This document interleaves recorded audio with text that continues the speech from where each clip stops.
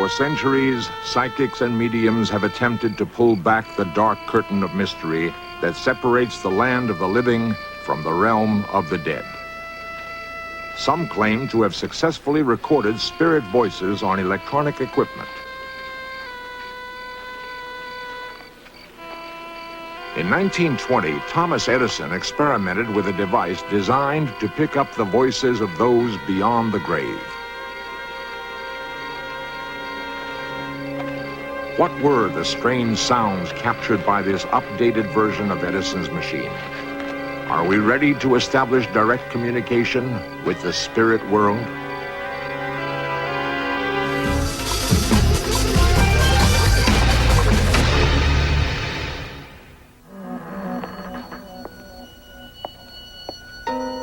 Man has always been frightened by the dark, troubled by the sound of echoing laughter or hollow footsteps passing down long, empty corridors. At the S&A studios in Hollywood, California, there has been a history of occurrences that some say is beyond the realm of understanding. Many of the tales emanate from behind the massive doors of soundstage number 1.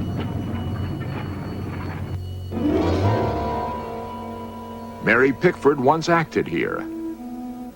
Cecil B. DeMille directed. One man recreates his own astonishing story. My name is Jerry Fitzpatrick. I was the construction coordinator at this studio for approximately 4 years. It is one of the oldest sound stages in Hollywood. It was one particular night I remember I worked all night by myself. We had a large set to build and I was here alone laying it out. I was tired, but I remember I stepped back over in this area to take a look at what I had done. But at that time, there used to be a catwalk right up here, about 15 feet off the ground, from one end of the soundstage to the other. Also, at that time, there was a staircase that came from this door down to floor level. It was approximately 2 o'clock in the morning. I heard the door open and close and footsteps coming down the catwalk.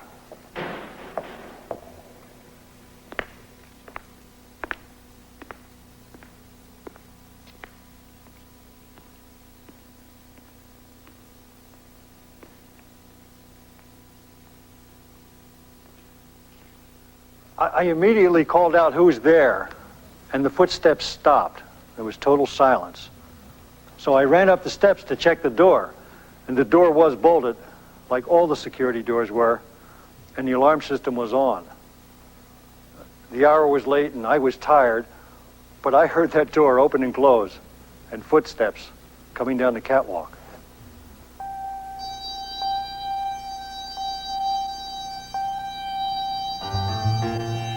Some have suggested the theory that the dead may occasionally re-enter our own time and space. Confused by their predicament, the spirits may call out for help or attempt to communicate. Many would suggest that the strange noises in this old studio are the product of overactive imaginations, but others aren't so certain. Could spirits actually be attempting to speak to us? One man may have uncovered evidence that implies spirit communication may occur with remarkable frequency. D. Scott Rogo is the author of Phone Calls from the Dead. Well, I first heard about these cases when I first entered the field, which was close to 10, 12 years ago. And I really didn't take them seriously at all. I thought they were very outlandish. It was hard for me to believe that people were actually getting phone calls from people who were dead. But as the years progressed and I did more and more investigations, I discovered that these calls were fairly common. And then I realized that there was a major effect here that someone really had to study.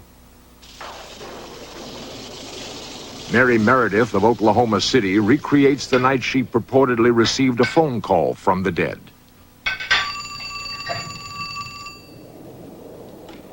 Hello? Of course, I don't tell everybody about it, because a lot of people still think that I'm crazy when they even hear about it. But I know that it was, and it happened to me. Mary Meredith's case occurred in 1977. She had just been in the hospital. She had returned to her home not knowing that there was a letter waiting for her telling her that her cousin had died. She had been very close to this cousin. It was very soon after she read this letter from her mother that the phone rang, and it was from her cousin. It just really upset me when I got the phone call, and I hung up on the first phone call because it upset me. But when she called back again, I said, I cannot believe that anyone would call someone and tell them that it's their cousin when my cousin is dead. I can't believe this. I said, and I have been sick, and I can't believe anyone would pull something on me like this.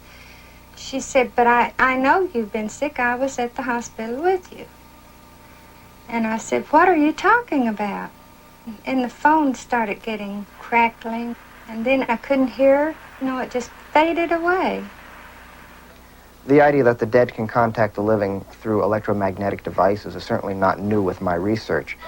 Thomas Edison, for instance, several years before his death, became very fascinated with the idea that he could invent a machine that could bring through the voices of the dead, and even apparently made some sketches of such equipment. Edison, as is well known, was extremely paranoid about his ideas and kept them very, very hidden, so he never patented his ideas. But certain sketches did surface after his death, which purported to be the machine he was working on.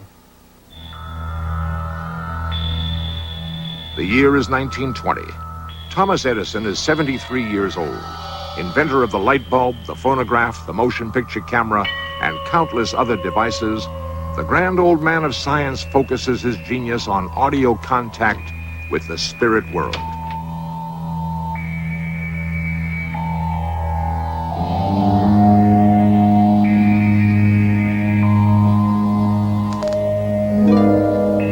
Edison claimed his research was unfruitful, but some believe he was on the verge of success.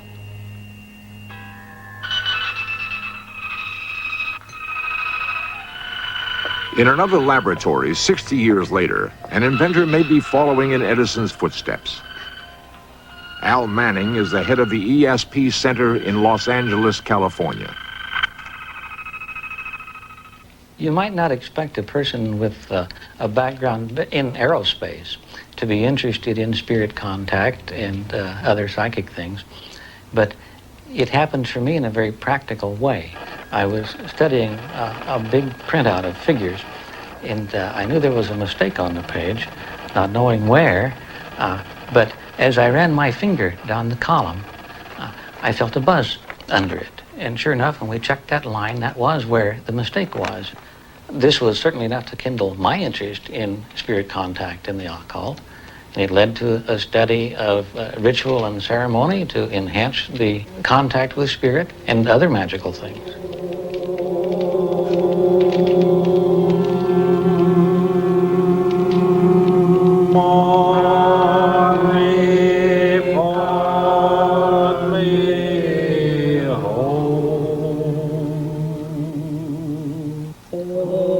As Manning's research efforts grew, he gathered around him a group interested in exploring the field of spirit contact.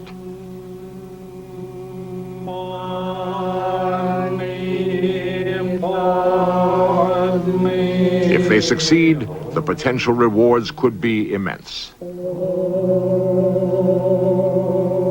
Some believe that an awesome source of knowledge may become available to those able to break through the barrier that separates the living from the dead. Al Manning recreates a moment when he claims he accomplished direct contact with a spirit entity. I was sitting in meditation one day, and a spirit showed me a picture of a device, wild-looking thing, and spoke the word mica. I didn't understand it. I said, do you mean formica? Very clearly it came back, no, mica. I don't know how it works. While photographing Al Manning's crystal device, cameras recorded a possibly strange phenomenon. Is it a reflection, a defect in the film emulsion, or like Thomas Edison, has Al Manning made a breakthrough of possible scientific significance? The work of Thomas Edison, both in his research methods and his persistence, have always fascinated me. So when we came across partial plans for a device that he had been working on to contact spirit by recording their voices, we thought we would try once more in this area. We have done other things in the past unsuccessfully. And I don't know if this one is going to work, but we're going to use the old home recorder for the cone particularly, along with an extra long antenna with flashing lights in hopes of attracting the local spirits to us so that they can participate in recording the voices.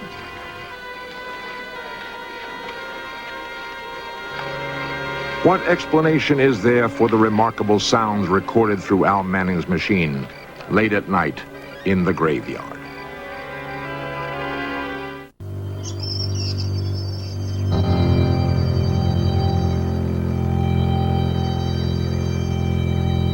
In an old cemetery in Sierra Madre, California, members of the Orange County Society of Psychic Research have gathered to try some unusual experiments.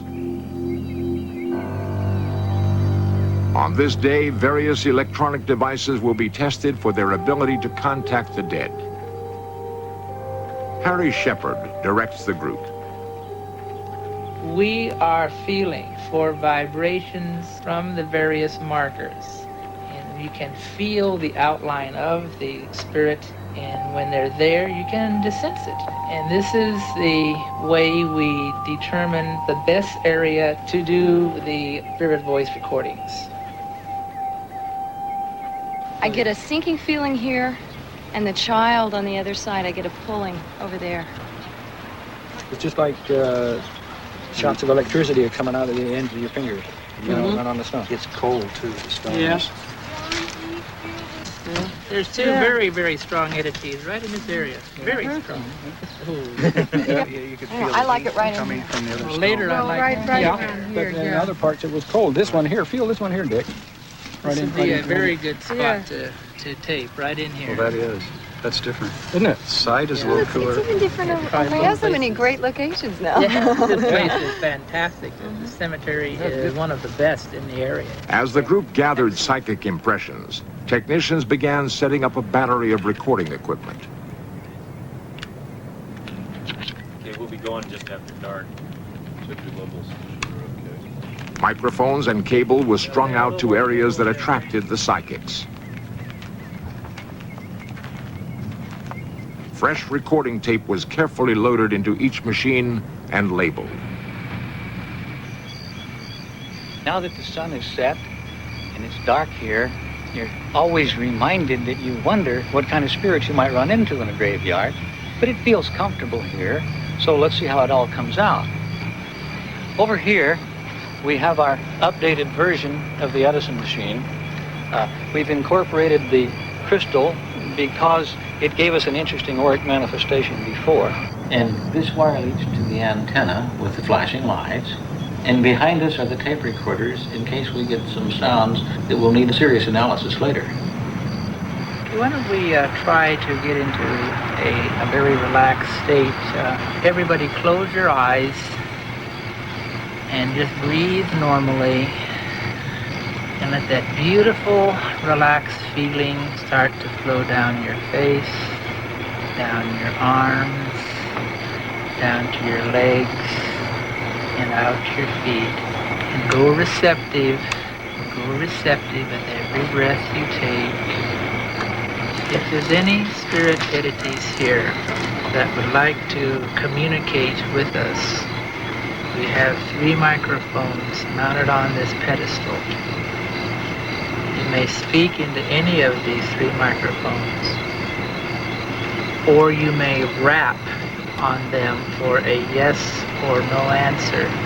How long have you been in spirit world? Is there anyone on Earth that you would like us to deliver a message to for you? Is there anything that we can do? The questions continued all night. When the session was over, more than 5,000 feet of tape had passed through the recorders. Thank you for your cooperation.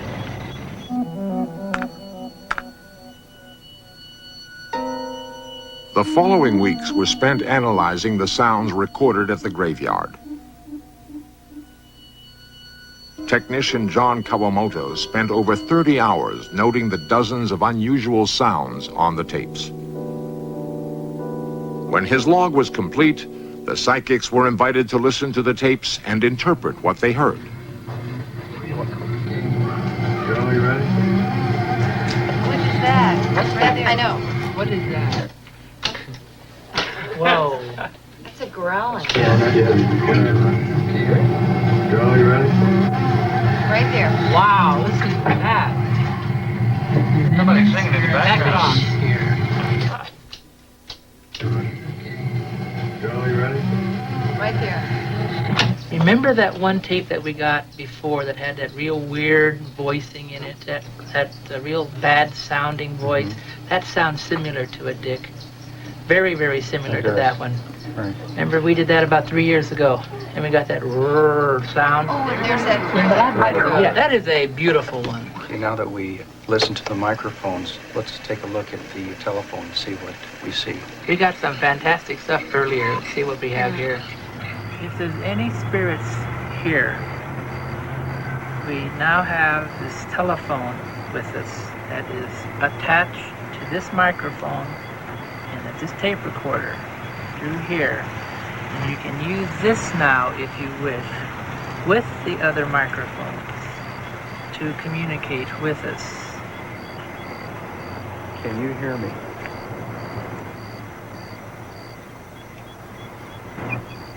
That's loud.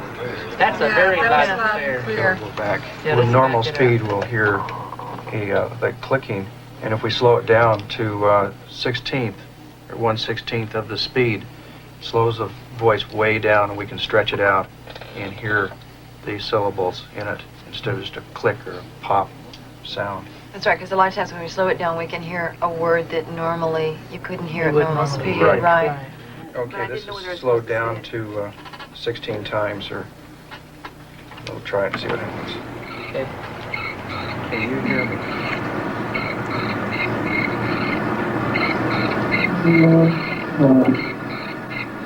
Wow.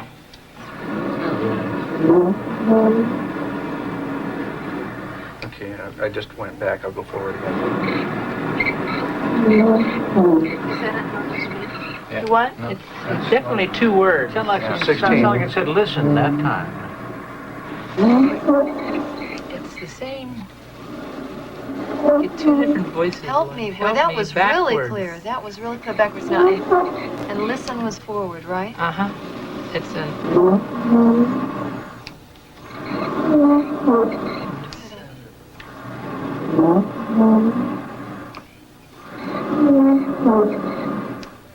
Excellent voice. You know, sound quality of it was very, very good. And I think, too, the importance is slowing the tape and Tape speeding down. down. Something that you think is just a pop, you know, and this sort of taping can turn out to be all kinds of things. Now let's see how we did with the Edison machine. I think Yeah, that's a let's great go idea. do that. Let's see what the Edison machine shows us. You got it going ahead. To our spirit friends, would you please direct your answers into the horn so that we can record them readily? Are you happy where you are now? Do you like this form of communications? Do you have any suggestions for improving our equipment for easier communication with you? Would you prefer that we turn off the blinking lights? Is Thomas Edison with you?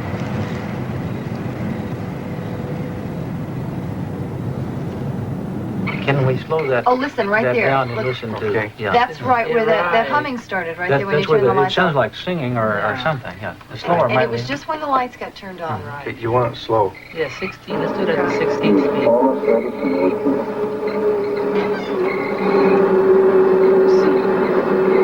Listen to the humming noise. It's like a lot of activity or something centered right inside. You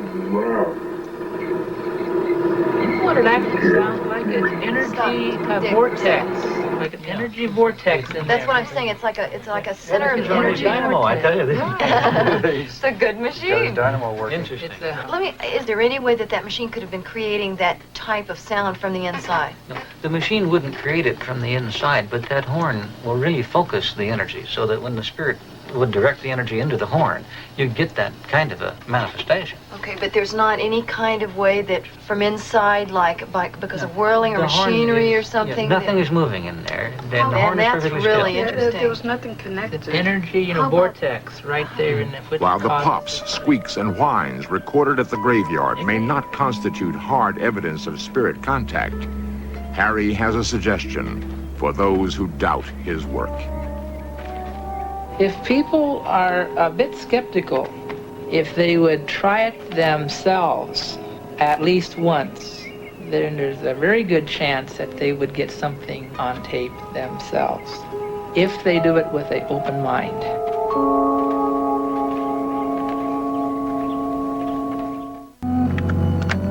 Will we ever have a major breakthrough in the field of spirit-voice contact? Just as many of us are interested in trying to establish contact with the dead might be just as interested in contacting the living. Phone calls from the dead, cases of voices that appear on electronic recording equipment, and other similar manifestations might be the successful result of active experimentation on the other side to make contact with the living. There may come a day in the very distant future when contact with the dead is an everyday occurrence. But the major breakthrough leading to this result might actually be due to experiments produced by scientists on the other side and not through any attempts by us on this side of death.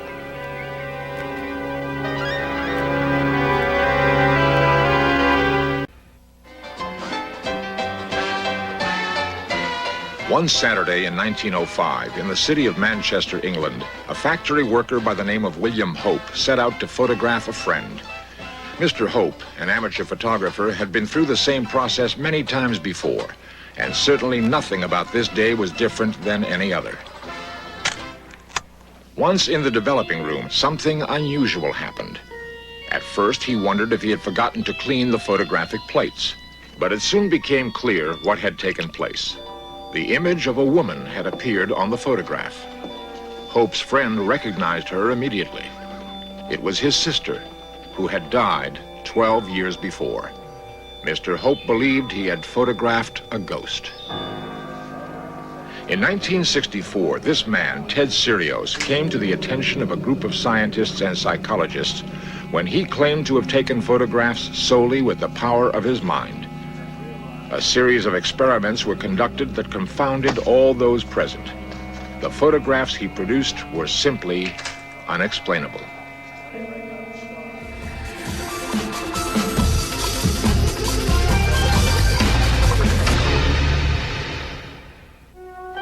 In 1874, Sir William Crookes, a scientist and member of the London Psychical Society, was investigating the spiritual medium Florence Cook.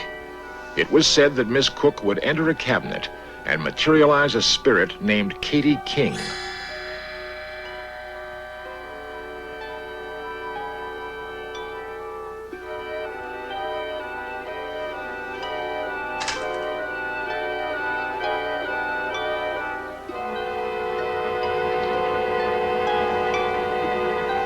Though he believed he saw her with his own eyes, he was still not convinced that she and the medium were not one and the same person.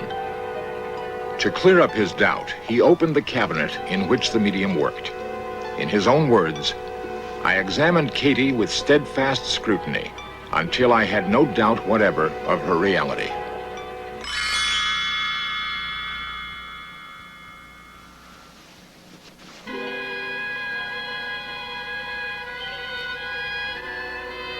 Vernon Miller is a photographic expert from the Brooks Institute of Photography. In photography, light is reflected from or absorbed by the subject in the photograph, focused through a lens, and recorded on a light-sensitive material, film, plates, emulsion. The film is light-sensitive, so any energy, any electromagnetic energy can affect the film to some extent. So radiation from all of the various ways, X-ray, so forth, can affect the film. So you might not necessarily see the light that strikes the film. I've seen many examples of accidental ghost photography. I've seen very few, if any, actual examples of a process. Most of the ghost pictures that I've seen are examples of double exposure techniques, where One image was recorded against a dark background, and that image superimposed on a normally lit scene so that you can see the brighter image against the normal scene. This particular picture seems to be quite a production. This is not accidental. The photographer wanted to achieve this effect. There are a few clues. The ghost image is quite bright against a darker background, indicating that he was illuminated some way that would show him against that. We can see 2 or 3 images of the hand as it goes up the banister. Many times there are other clues. The ghost scene will be lit artificially with a directional light, as in this crucifixion scene. It appears that these are miniatures that were lit artificially, and then the combined scene was done in daylight under a different light condition. Ever since the first photograph was taken in 1826, no images have been more surprising or more controversial than those reported to be ghost photographs. Experts will continue to disagree on a phenomenon that theoretically records the presence of entities that are invisible to the naked eye. Attempts to cross the thin line between life and death have occupied man's mind for centuries. Perhaps photography, recording the subtleties of light and energy, can provide a glimpse into the other realm. William Hope, Sir William Crookes, and others were convinced this is so. This is known as the Armistice photograph and was taken on Remembrance Day near the London War Memorial in 1923. It purportedly shows an entire battalion killed in the Great War and gripped the public imagination like few other photographs before or since. But the question of how these images got onto film is still in debate. Raymond Bayless is a psychic investigator who has researched hundreds of ghost photographs. There are 2 main theories. One, of course, is that the origin of all psychic phenomena comes from the mind of an individual operating through the subconscious. And the other main theory is that the phenomenon itself is in some way instigated by a surviving spirit. I've taken part in some experiments that I believe were authentic. That is, that authentic psychic photographs were taken. Now, I'm not going to call them spirit photographs because I don't know whether they're the product of a spirit or whether they're a product of an individual's mind or what have you, but nevertheless, I do believe that they were actually psychic photographs. That is, they were paranormal. This is ordinary Polaroid film, 4 by 5 inches film, and it comes in a light-tight envelope. It can be utilized into any number of normal cameras by inserting it into a holder, film holder. Okay, we insert the film in the back of the camera, and from this standpoint on, it is just like ordinary wet process photography. And I'll snap this picture and make a little demonstration for you. Now, in wet process conventional photography, there's a step in the darkroom where the film is processed and the picture finally printed. And Polaroid or instant photography has the advantage of having all of this done in front of you, so there's no chance for manipulation of the image other than right here before your eyes. So in a few seconds we can open this envelope up and examine the photograph that we just made. And here we have the image that we just photographed just now, and a ghost-like image of another face that was made prior to the exposure just at this time. I'm familiar enough with this process that I would look at any image with a great deal of skepticism. Many times scientists go into experimenters with blinders on. That is, they have become so biased due to prevailing views, customs of thought, so forth, that they're no longer capable of actually examining an experiment. They may, for example, take part in an experiment, admit that all of the controls were perfect, that there was nothing wrong whatsoever, but then a few days later, they suddenly find that their view is changing. They no longer can accept it. But this is not the result of thought. This is the result, as I say, of a prevailing bias. They simply cannot examine an experiment clearly. There have been spirit photographers that have produced real psychic photographs, and in my opinion, and they have also resorted to fraud. There have been some photographers that apparently never resorted to fraud, or practically never. Bouguer was a very famous early spirit photographer, one of the pioneers, you might say. He made vast numbers of these photographs, some apparently real. But in 1875, Bouguer was put on trial for fraud by those who felt that the idea of photographing spirits was preposterous. Fraud could not be proved, and Bouguer went on to produce many more spirit photographs, some reportedly under rigid test conditions. Not all such cases were so bitterly fought. In 1917, Sir Arthur Conan Doyle came upon an incident that soon became well known throughout Europe.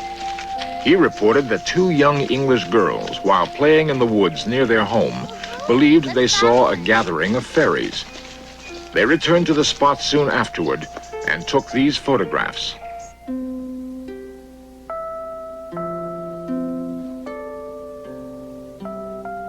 Skeptics pointed out the suspicious resemblance to several drawings done by Claude Shepperson to illustrate a poem entitled A Spell for a Fairy. Episodes such as this tended to cast doubts on spirit photography. Natural cave formations in Southern California provide photographer Seymour Locks with fertile ground for picking up energies from past civilizations. Coming into the cave area, what I was feeling was simply that it had been used by somebody. It was just a message that I was getting. There are energies in the earth, sometimes from water, sometimes from minerals, and sometimes from the presence of entities who have used this, because everything in nature has a memory. Rock, whatever, has a memory. And so I would assume that the energies in this area would have to do with the people who lived here at one time, Indian people, whomever. But it has that kind of aura then. But I would assume whenever I work that there are entities around, because my supposition is that I'm assisted on the other side by people who create the imagery. He believes that his photographs provide evidence of unseen entities.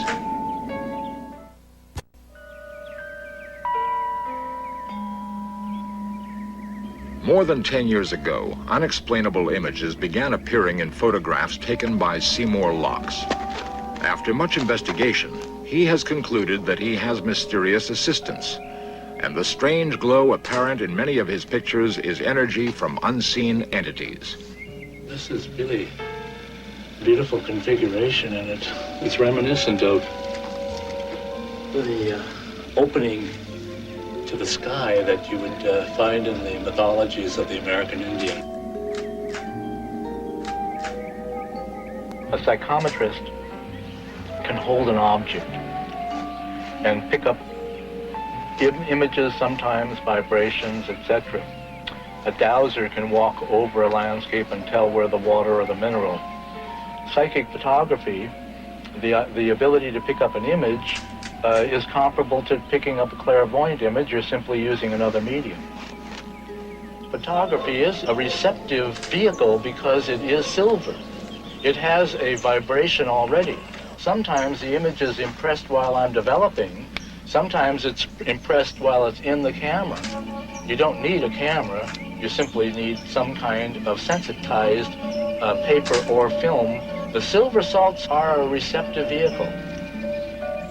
One of the most spectacular series was with a woman, Jerry Isaacson, who at that time was living in Santa Cruz. And I photographed her in a sequence of photographs in which she was doing a massage. And in the 5 frames that ensued, she became less and less visible. My experiences have been that white light is projected from the healer, and that they become transparent. Transparency and a luminosity seems to be prevalent in those photographs I've made of the healers. In one remarkable photograph, a human face stares at us from another time and space. After a seance, I wanted to see what I might pick up, because I was still feeling, as I generally do after a seance, the room is very, very strong because you've been building the energies, so-called, in that environment. The so-called upper levels of consciousness are apparently available more frequently to more and more people these days for whatever reasons we don't know. And they seem to go in cycles. And they tend to come in turbulent periods of time.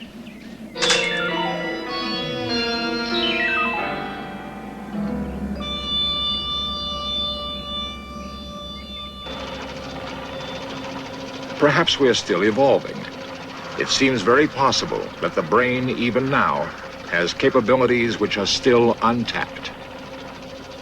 Dr. Michael Graves is a neurologist in Los Angeles and is keenly aware of the bewildering complexity of the mind. How the brain actually works when we do something as simple as think or say a sentence is something that we know really very little about. As clinical neurologists, we know that certain parts of the brain can be destroyed and the individual doesn't suffer. So there are parts of the brain with no obvious, easily identifiable function, but I believe that there must be some function for all parts of the brain. Modern brain scans actually give you a picture that looks as if someone's head has been sliced into serial sections, just as like a loaf of bread is cut. This is a cross-section of the patient's brain. The intensity of the color indicates the intensity of metabolism of the brain tissue. For example, here we see a red area in the temporal lobe of the brain. That's the part of the brain which is metabolizing or using energy the most intensely. Other areas are yellow or even blue. They're using energy less intensely. This technique could tell us what part of the brain is most intensely operating during any mental function, including telekinesis or any psychic phenomenon. Once we get that step is accomplished, there would still be unanswered questions as to how that part of the brain did that job.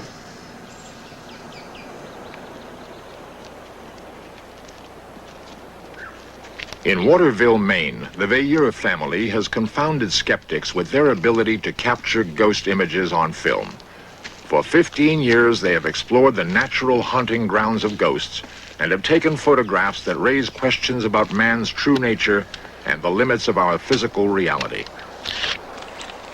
Their odyssey began with a simple parlor game, which evolved into a dialogue with an entity that became their spirit guide. Richard Veilleur records the sessions. Could you tell us how he passed away? A, C, C, I, D, E. Ouija first started in December of 1965, and it started as sort of a parlor game or as an amusement. F, I. The personality which introduced itself was ACL, or Anne Caroline Lowe. She gave information concerning herself as to where she was buried, the inscription on her gravestone, location of the cemetery, and so forth. I friend family. That's what I get out.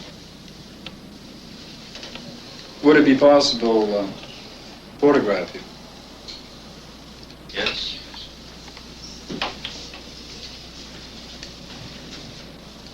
They were given the location of Anne Caroline Lowe's gravesite.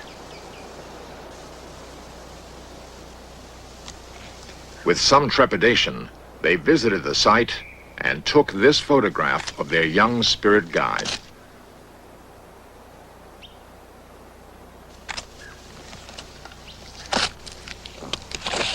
Though they photographed in a wide variety of situations, researchers couldn't find any deception involved in their method.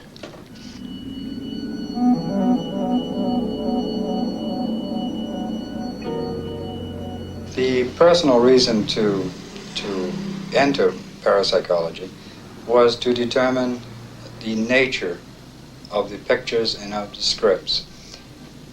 Is it possible to communicate with the deceased through Ouija? Is it possible to photograph the dead? Who is communicating? Certain communicators would inform us that there is a return process from their so-called reality to come back into ours in order to communicate. They would have to pass through a tunnel or an alleyway. The opening at the beginning is very wide, and as they come closer to our own reality, it becomes narrower and narrower. They would see us as if steam vapor and water droplets would be falling upon a piece of glass. Thoughtography and psychic photography or spirit photography or paranormal imagery. If you can't see the image, you're using a thoughtographic process. What we have to determine is what intelligence is producing the phenomenon. Is it our own unconscious, or are we actually photographing a deceased, and is that deceased thoughtgraphically impressing its image or another image upon our plate?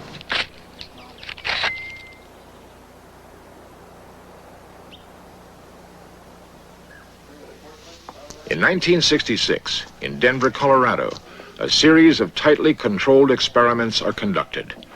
Researchers are checking and numbering fresh film and new cameras. The subject of these experiments is Ted Sirios, a Chicago bellhop with an incredible mind and an incredible thirst to match. Ted Sirios' ability is the power to project his thoughts onto film. During the experiments, researchers take the pictures while Ted stares into the camera. His concentration is intense. His pulse rate rises to 120 or more. The results are staggering. Images of all kinds begin appearing on the film. A target photograph, unseen by Ted and known to only 2 of the researchers, is the image that Ted tries to duplicate. Sometimes, when he is sure he has the photograph, he shouts, "I got it that time." An amazing aspect of the pictures is that they often contain small errors in form. They are not quite exact duplicates, like the inverted strut of this plane. It is as though that part of his brain that does these things can't make up its mind about the target picture. Again and again, he matches the target pictures until it is difficult to doubt that he is actually doing what he says he is. One of the most spectacular demonstrations of all takes place in a Colorado television station. In a moment of bravado, Ted claims that he can actually put images onto the videotape. Here are the results of that experiment. Convention tells us that this should not be possible. But if these images don't come from the mind of Ted Sirios, where do they come from?